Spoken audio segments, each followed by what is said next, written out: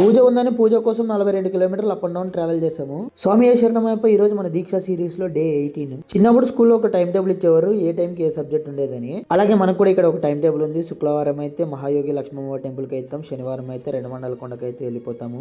హనుమంతుడిని దర్శించుకుందామని కొండ అయితే ఎక్కేసాము. మా రెండమండల ఆంజనేయ స్వామి మీద సినిమా అయితే వస్తుంది, రెడీగా ఉండాలి ఎప్పుడు వస్తుందో. తర్వాత అయితే ప్రసాదం పెట్టారు, నా ఫేవరెట్ పులిహోర, అందుకే 2 తీసుకేసుకుని తినేసాను. కొండ దిగి కిందకి వచ్చాక వెంకటేశ్వర స్వామి టెంపుల్ లో కూడా పులిహోర పెడతారని ఎక్స్పెక్ట్ చేశాను. నాకు ఎప్పటి నుంచో ఆశ మా శ్రీవారిని మొదటి గడప దర్శనం చేసుకోవాలో తిరుపతిలో అని. అదైతే ఎప్పటికి నెరవేరుతుందో నాకైతే తెలియదు. మనం ఎక్స్పెక్ట్ చేసినట్లే పులిహోర పెడతారు అనుకుంటే ఈ రోజు లేదు, దోశలు అయితే పెట్టారు. కాదు అది ప్రసాదం అనుకున్నాను, ఫుడ్ కోర్ట్ అనుకున్నాను, ఎక్స్పెక్ట్ చేసి పెట్టాలంటున్నాను. తర్వాత మధ్యాహ్నం పడి పూజ పెద్ద కడుపూరులో ఉందన్నారు, ఇంక బైక్ తీసుకొని అక్కడికైతే వెళ్ళిపోతున్నాము. ఇక్కడ స్వామి వాళ్ళు పడి పూజ మాత్రం చాలా బాగా చేయించారు. నేనైతే ఇదే ఫస్ట్ పడి పూజకు రావడం, నాకైతే శ్లోకాలు పాటలు నాకు ఇంకా రావు. ఇంకా అక్కడే సేవ్ చేసేసి ఇంటికి అయితే వచ్చేసి పూజ చేసుకొని డైరెక్ట్ షాప్ కి అయితే వెళ్ళిపోయాము. సర్లే ఈ వీడియోకి ఇంతే, ఉంటా, టాటా బాయ్. స్వామి శరణమయ్యప్ప.